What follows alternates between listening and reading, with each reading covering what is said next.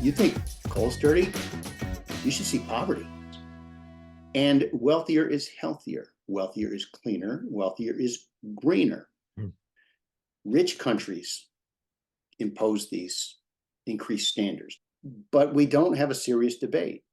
Media, academia, they are training judges with just plaintiffs' witnesses, taking them to Monterey Beach Resort and parading plaintiffs' witness and amicus briefs filers. So when you get these cases, Your Honor, this is how you should handle them. This is the science. Wow. Right? And that was Chris Horner. And I'm Brian Sussman. Thank you for joining me in this The Brian Sussman Show podcast. I'm going to be interviewing Chris in this episode. It's important that I do so. This is the week that my book, Climate Cult, Exposing and Defeating Their War on Life, Liberty, and Property, comes out. Chris endorsed my book, and I'm honoring him, not for his endorsement. I'm honoring him because he was the guy who wrote the very first book in this genre. It was 2007. No one had ever written a book refuting the anthropogenic global warming or climate change debate before. No one had ever written a book on this. But he did. He was an attorney in Washington, D.C. He was working for a company called Enron. And when he was in all of these closed-door meetings in Washington, D.C., he suddenly realized, wow, this is quite a scheme. There are people that are profiting off this. There are people that are gaining power and influence, changing policy. There are other people who seek employment and gain employment because of this environmental movement. He just saw it as being something bigger than he ever dreamed. So he wrote in 2007, The Politically Incorrect Guide to Global Warming and Environmentalism, and it became a New York Times bestseller. To my knowledge, there has never been another book like it that has made it to the New York Times esteemed list. His slipped through. They no longer allow books like mine and others to make that list. But they did with Chris because, again, he was first in and it was just so unique, and it really is a fantastic book.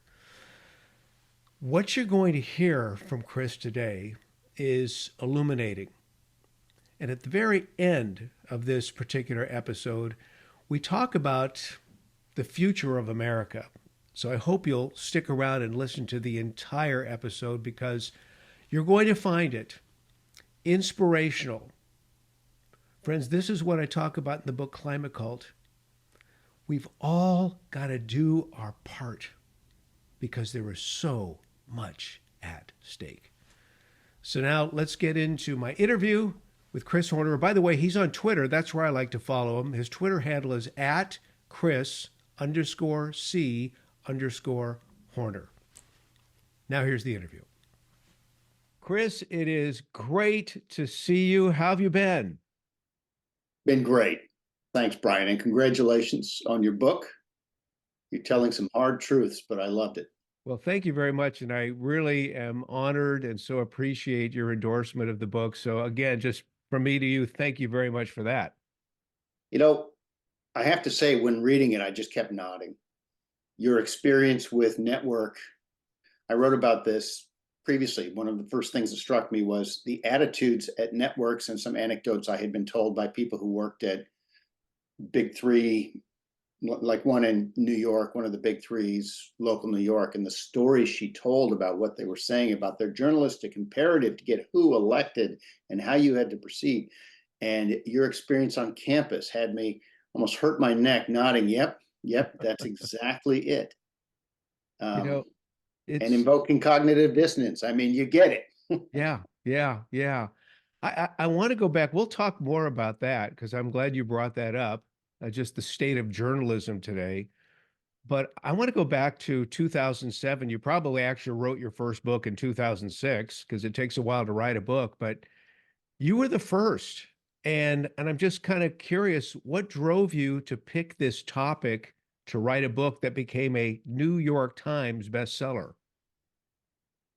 Well, of course, the publisher asked me the same thing. They said, well, you're not a climate scientist. And I said, like Al Gore, but I did make it through law school, like Al Gore. I didn't drop out of divinity school. But I mean, what is like President Obama, I'd later ask, well, how dare you opine on this? But he's the oracle.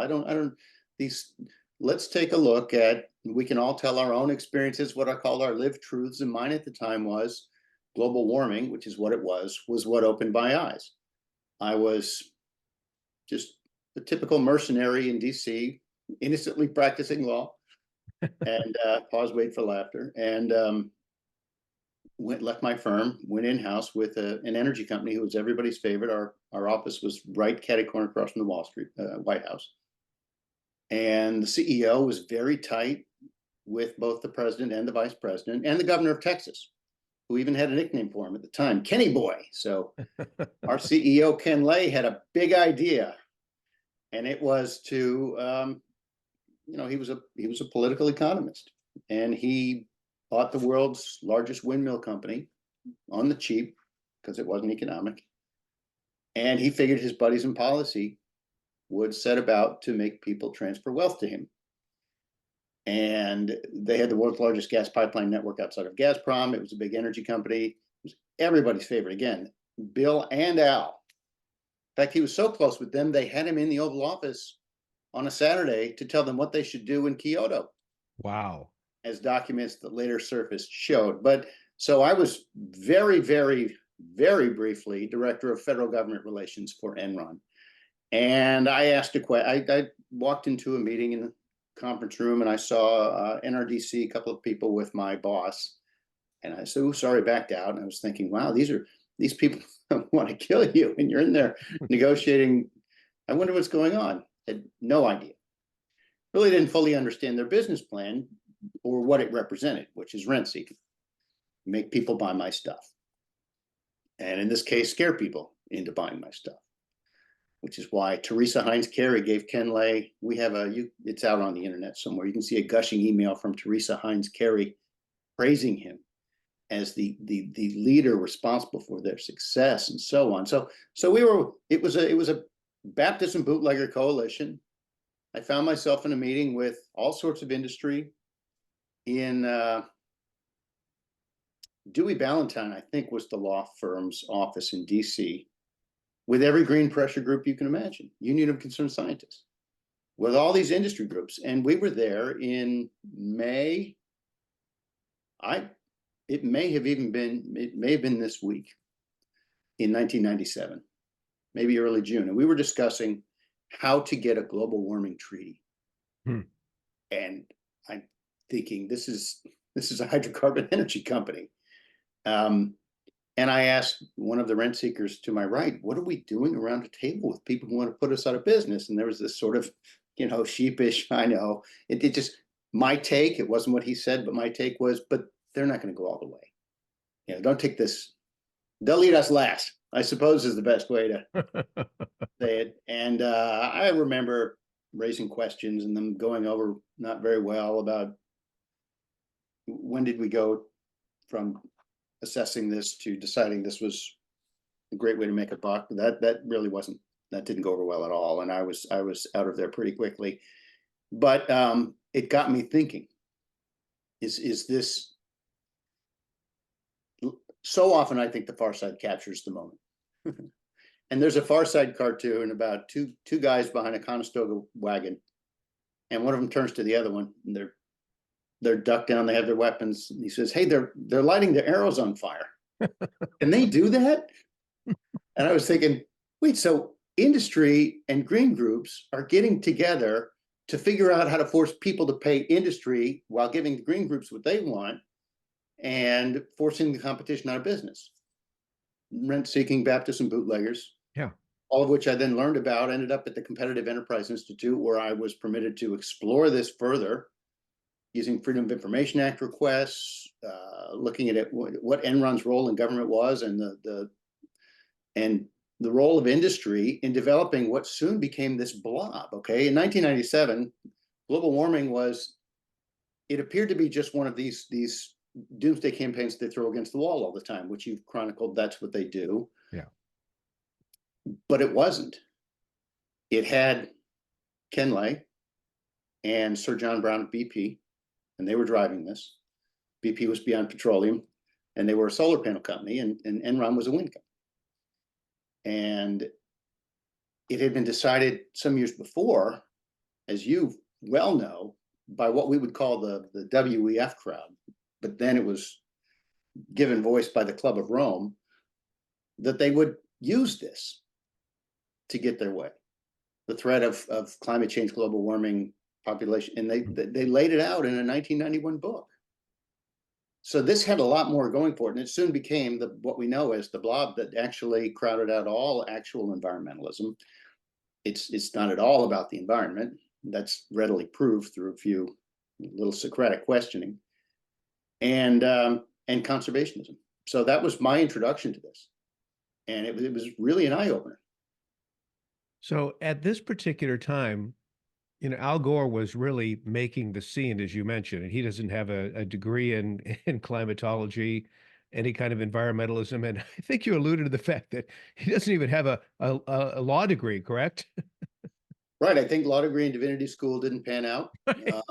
but he went into the family business, Yeah. did really well as he filled the gap left by Ken Lay's demise, Yeah. and he certainly knows how to turn a buck off of using policy to Yeah. drive to redistribute, and he has used government coercion, mandates, bans, subsidies, transfer payments. I mean, he really figured it out, and this should be to our embarrassment, because this has gone far too far, Yeah.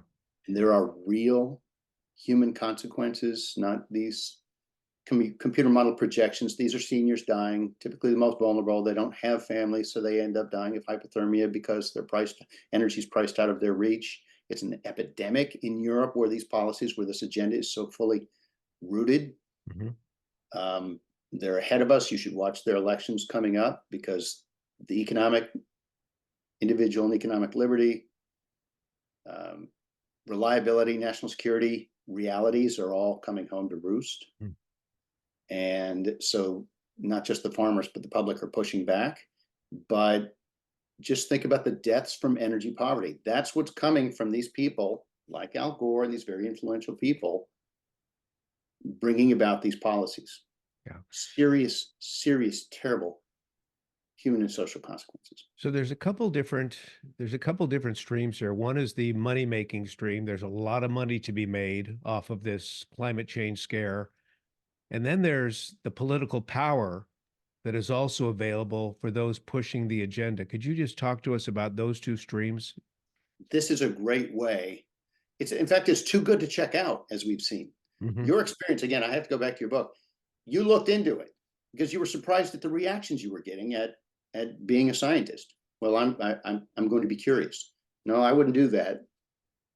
It was too good to check out, Right. because it offers everything for so many people who want so many things. Yeah. And so wealth transfers, political power, again, the problem, as proclaimed, is never solved by anything ever proposed.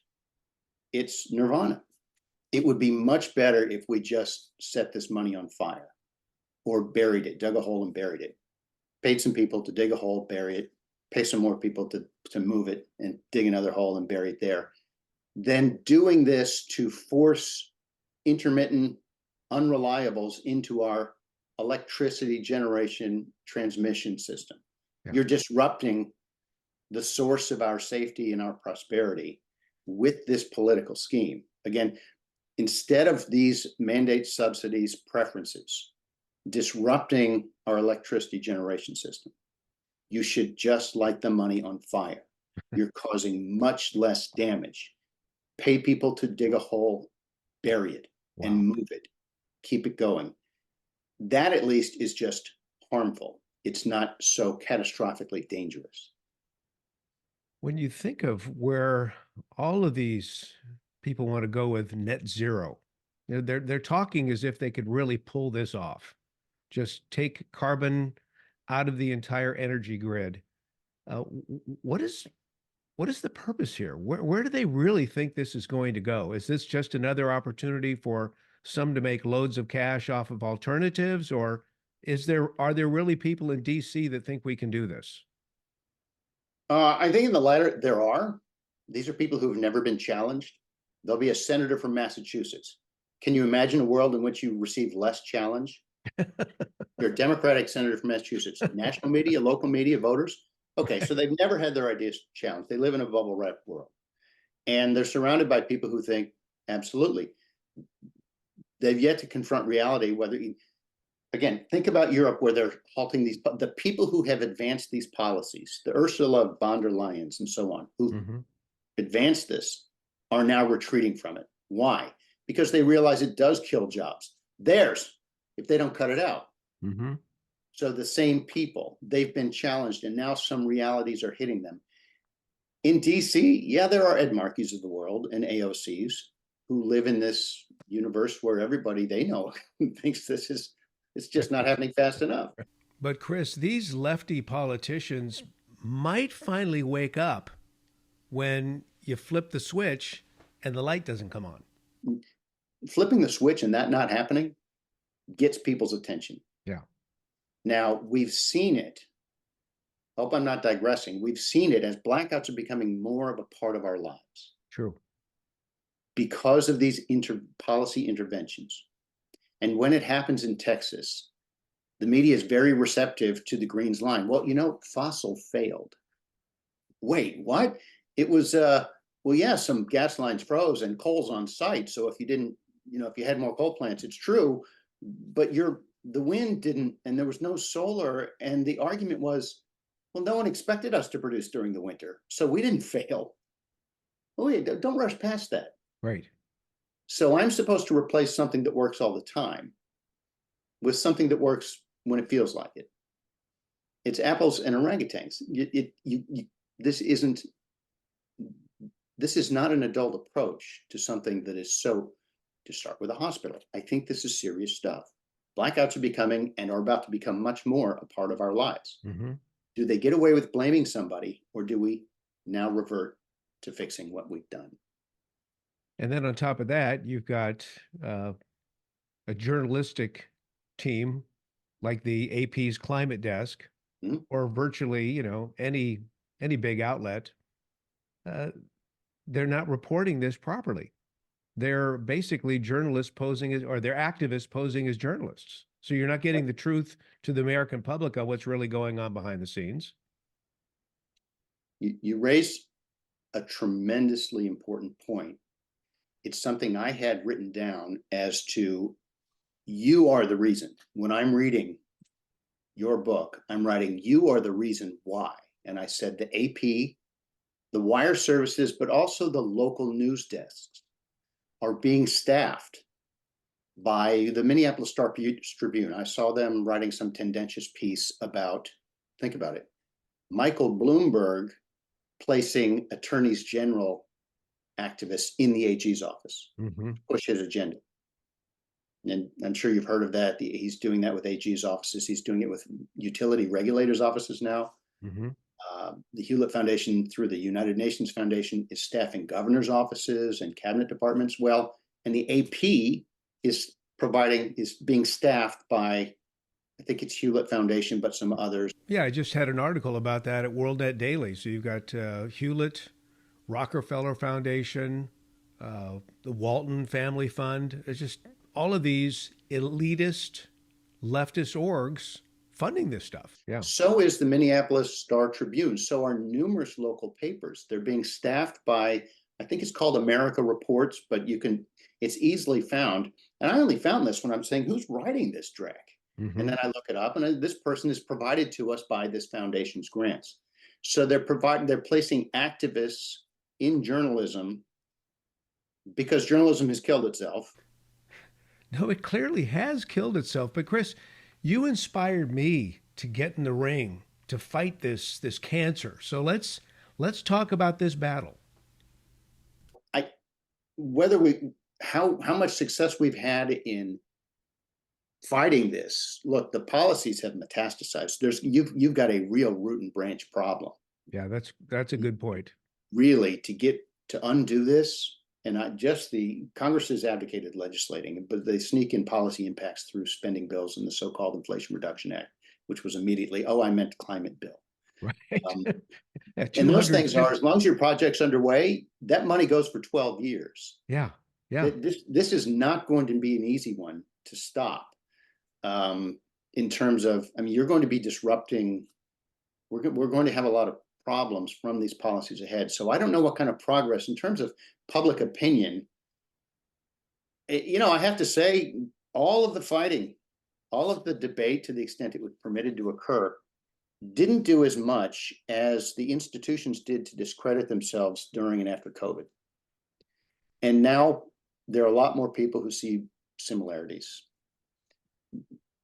Walter Russell Mead wrote a column mid-COVID where he quoted environmentalists saying, see, I told you we could shut things down and you didn't think we could. So this was the test run. Now, they'll try to bury those, memory hole those statements.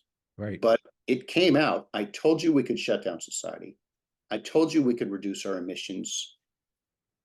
And if you read that particular column I'm thinking of, the green activist, senior green activist, not just this is one of their poobahs, was saying, this is a good start.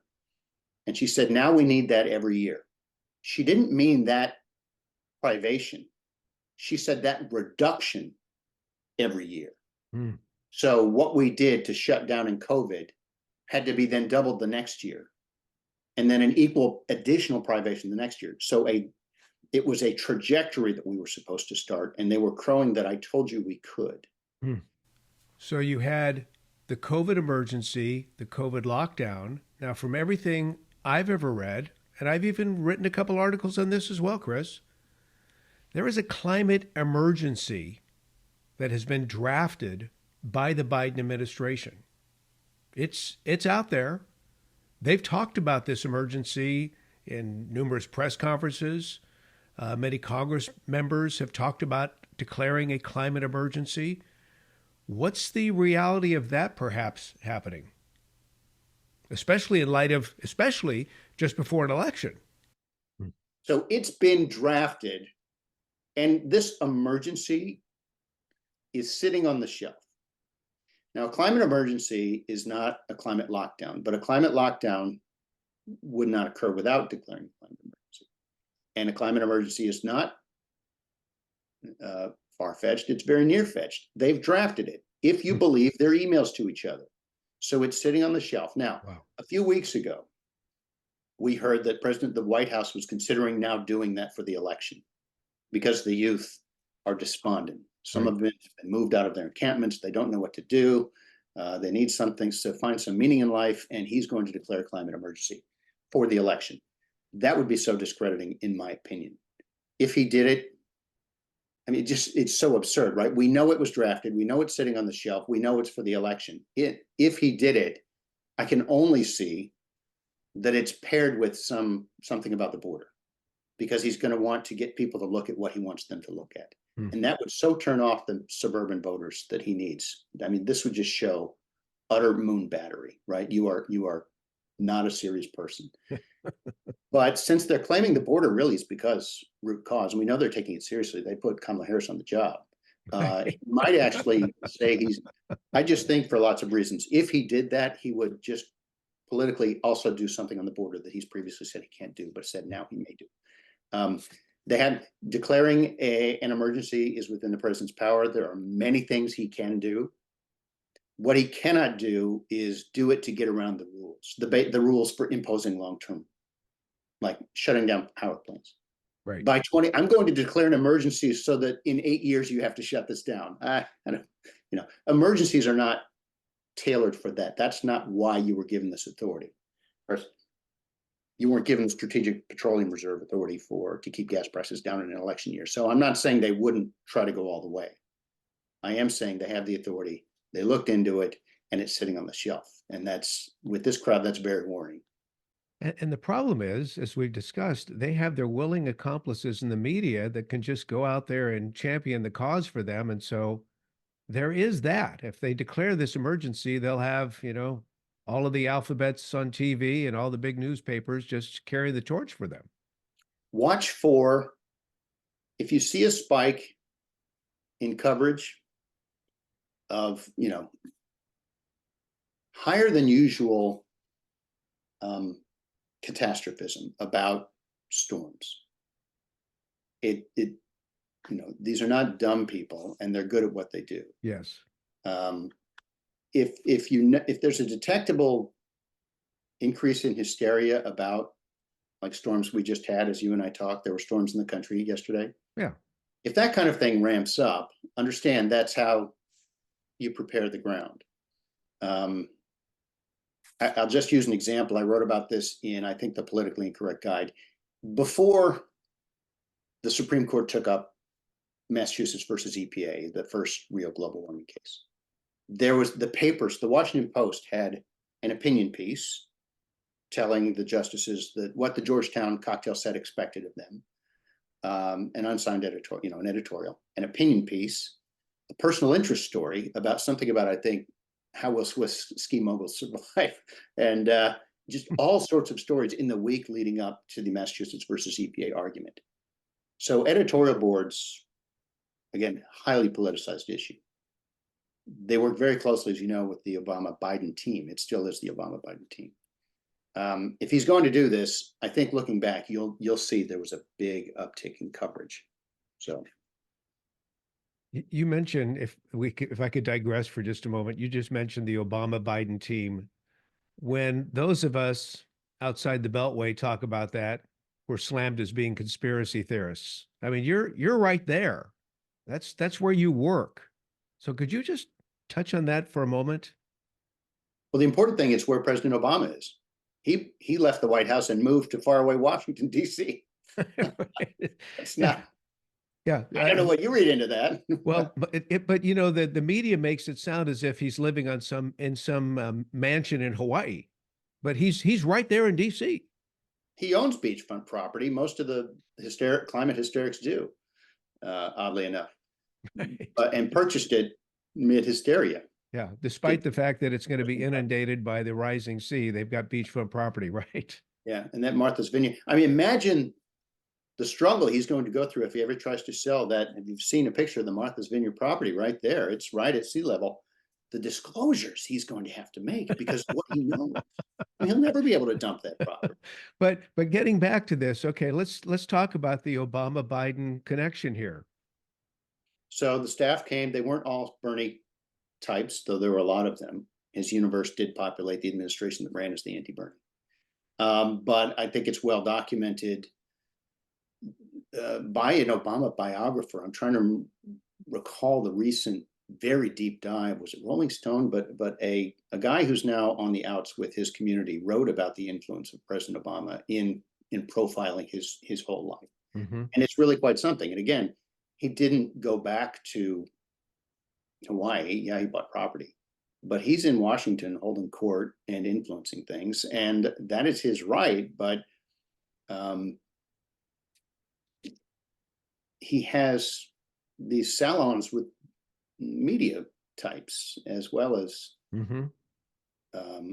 has a lot of his people in influential positions in the administration. So I think it's self-evident that someone's running the Biden administration. Is Hillary now involved as well, would you say? I have no idea, but I would imagine some of Yeah. her influence lives on in several ways in the State Department. There was a strange thing going back. I told you about Bloomberg has this scheme to put people in AG offices, and a new one was just placed in Wisconsin, I think last week, and it was the subject of an item in the Milwaukee Sentinel Journal. This is a thing, and they're coming in to file his suits. Well, when Hillary left the State Department, the Hewlett Foundation needed to find home for what they called climate refugees, and those were Hillary's climate staff. Mm. And they needed to place them. And so the Journal wrote about this in an editorial called Climate of Unaccountability. Jay Inslee's energy advisor was a Hillary person, and they're salted throughout governor's offices and cabinet agencies. But many of them came back, and they're now in the special envoy for climate, which was run by John Kerry, now John Podesta out of the White House. Right. So part of it is there's a professional political class, and they rotate in between restorations. They rotate into the activist nonprofit or business sector and back. But yes, numerous alumni. doing the same thing over again. Left unchecked, what does America look like in 10, 20 years? Um, so Europe is about a decade ahead of us, and that's, Europe means many things to many people. And if you vacation there, then that's what it means to you.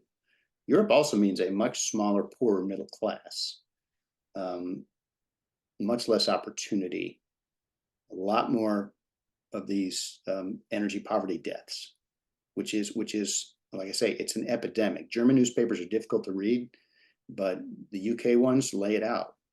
I mean, it's coincident with these policies. They're killing seniors off in just the most disgraceful, heartbreaking way. So you're going to see a lot more hypothermia. You're going to see a lot more energy poverty, which is what is the root cause of this seniors hypothermia. Again, smaller and middle class with less opportunity. I have part of my family are EU citizens, and I'm very familiar with their energy bills. I'll just say that. You're not going to believe the chunk of your income that goes to heating and cooling your house, much less. You're going to pay an awful lot more for an awful lot less. That's 10 years. And frankly, I don't know if it's even 10 years, but let's just say they're a decade ahead of us. Now, the European elections are coming up in June, and this is being rejected. It may not be covered here very much, but the European farmer protests have been not nearly so violent or destructive as BLM, but it's causing that kind of unrest. Yeah. And each country is different because they don't want a tax break taken away or something, but it's all the climate agenda that they're pushing back against.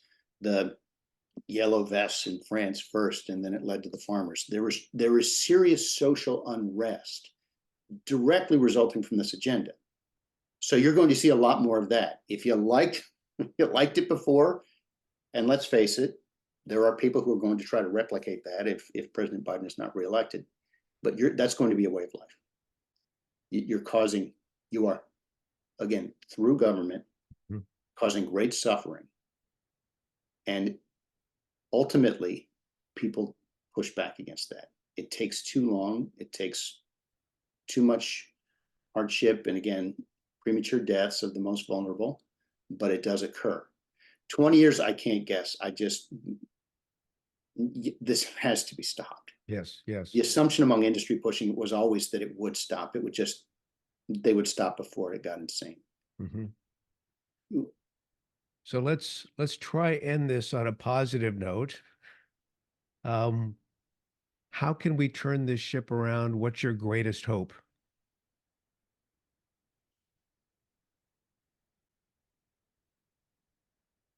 That's a tough one.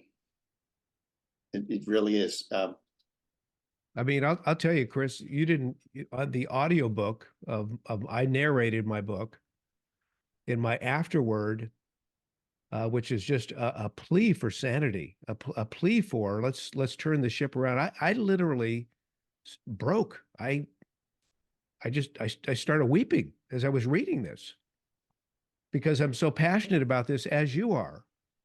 So I'm listening to you now, and the first thing out of your mouth was that's tough. How do we turn this ship around? But we've got to somehow. We've got to do this. Our life, liberty, and the pursuit of happiness is at stake. So let's talk about that if we can. So it's going to take a little more seriousness. We have these absurd non-debates, the framing of the issue, and then, well, I've got clean or dirty. I'll take clean. No, you've got energy poverty and social unrest. Or you think coal's dirty? You should see poverty. Wow, great point. Great point. You have no idea how cleanly we burn hydrocarbons. And wealthier is healthier. Wealthier is cleaner. Wealthier is greener. Does Haiti not have our EPA because they're not rich? Or is Haiti not rich because, as we're told, because they don't have our EPA? Rich countries impose these increased standards. Now we're into, well, the end of the world. Give me what I want or the kid gets it.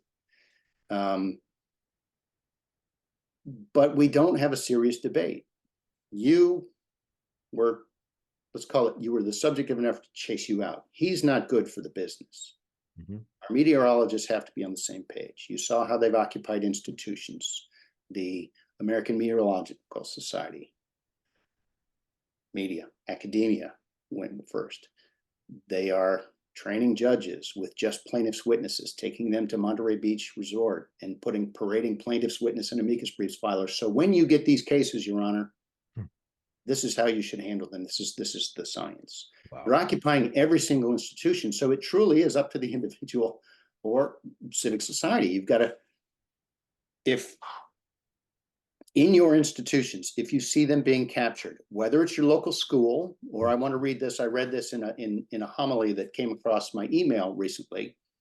It said, I could read it, I found it very profound, but I've seen my church captured by this, with this false syllogism, and schools will use the same thing, just substitute school. You know, our mission is Christ's mission. Christ's mission included social justice. The climate agenda represents social justice. Ergo, our church's mission is climate justice. And that has occupied institution after institution. And it's so easy to do. And it makes so many people feel so good about themselves, but it's causing such great harm. You have to be the one to stand up in your meetings, at your school board, at your church, if you're on the vestry or some other governing committee, whatever you're involved in, and talk about consequences. Anyway, all these things we should have been doing that our system assumes with an educated populace and so on, and engaged. All those things we should have been doing, but we were shouted down and intimidated, and it was much easier not to. We have to do now. Alternately, as I've said, it's going to take something terribly catastrophic. And unfortunately, in the past, they've managed with the very willing and enabling media to get away by just blaming somebody. And somebody's in the mirror for these people this time. This is a man-made disaster. Yeah. And it's policy made, so it's got to be policy unmade. You need to informed and engaged citizenry. And yeah, it's like I say, that's a very difficult one, because I just don't know if that's really in the offing. People, let me just say, there's a lot invested in making sure it's too difficult to push back. Yeah. Yeah. You're not alone. This reminds me of the very founding of this country, where it was just a minority in the beginning that were willing to stand up against the king. People need to be willing to stand up, and there may be consequences, as you just mentioned. There may be consequences for standing up and speaking out. But we've come to that place in time where, Chris, you make it clear we've got to do it. We've got to do it. There are going to be consequences for not. Yeah. We're already, a lot of them are baked in. There are going to be a lot of consequences for us socially and economically for having waited this long. Wow. So. Wow. Hey, I appreciate you spending some extended time with me this morning, and thank you very much, man. This has been just enlightening, and it's great to hear your take on all of this, because you were first in. You broke ground for the rest of us, so I do appreciate that, Chris. Well, thank you. I sincerely appreciate that, and like I say, your book so resonated with me. Back to my point that you're not alone. A lot of people are going through in their own way this, and the light bulb's going on. This isn't the behavior of a movement confident that they're right, is it? Good. Well, Chris is so right. They can't win this debate on the facts, because the facts do not support their theory. However, this agenda has been so baked into the fabric of America, now more than ever, we need to be equipped to go out there and speak the truth and change the course of history. Thanks for joining me in this edition of the Brian Sussman Show, and thank you for purchasing your copy of Climate Cult, either the book, the ebook, or the audiobook. I do appreciate you so much for your wonderful support and your great words of encouragement that I've been able to see via social media. Thanks again. God bless you. And God bless, please, the United States of America.